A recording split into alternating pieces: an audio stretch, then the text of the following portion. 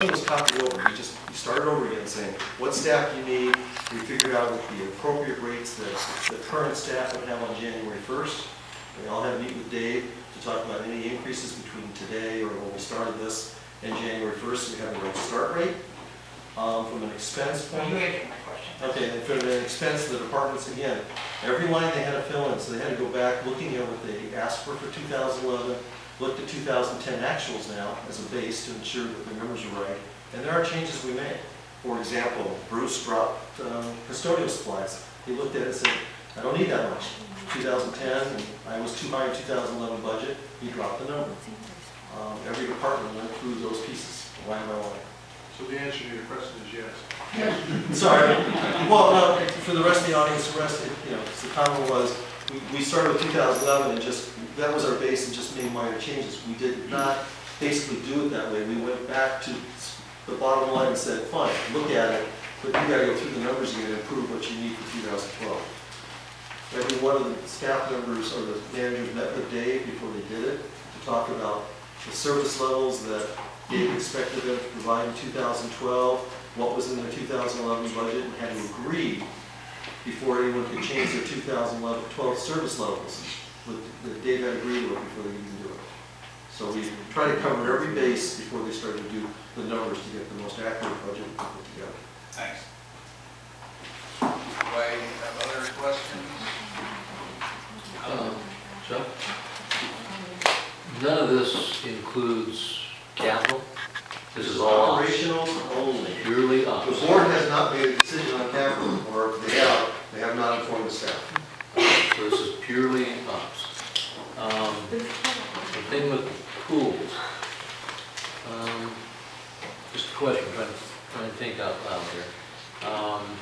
There's no amenities in the valley right now, except the parks and the trails that are very low cost type amenities that are included in the dues. Pools would be the first one. I mean, you can't go to a golf course unless you pay. It's a user pay thing. So this would put the pools everybody could use, which is a great idea.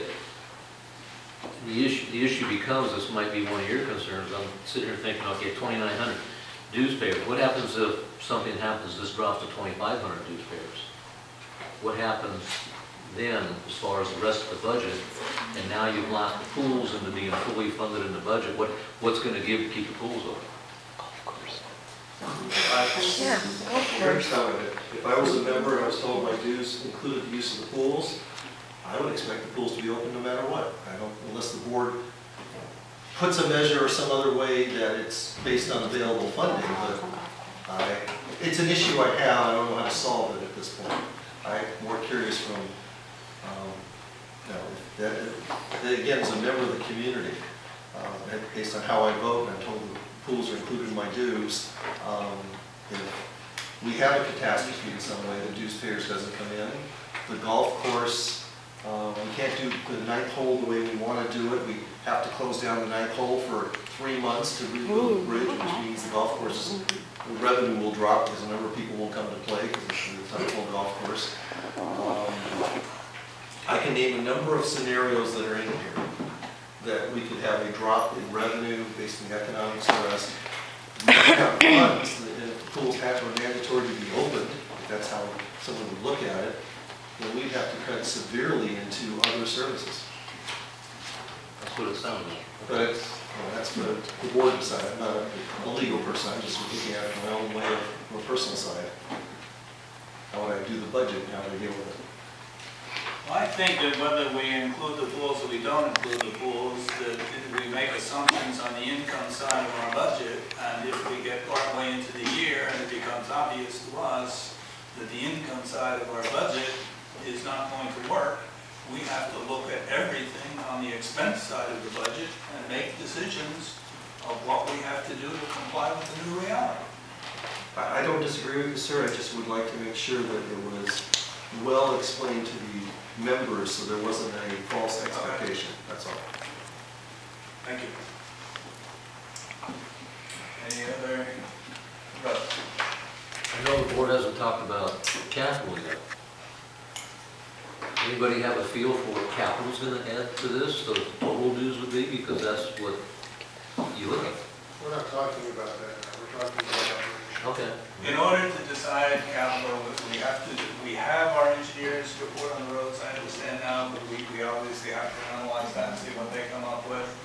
And we have to take a look at MRNR. This is only one piece of the whole pie. I understand that. I think everybody in this room understands that, I hope. Well, that's what I wanted to make sure everybody understood, because that's substantial. Okay, I don't know that we're prepared to do anything about this at this time, but No, it's just a question. we do have something to think about and some decisions to make in the very near future. Do you want me to read the motion? Well, there's one more question. Yeah, Bob. Yeah, I just want to say that this is exactly what we were asking for. I think staff did a good job, and I think obviously, one of the most important things we have to discuss is the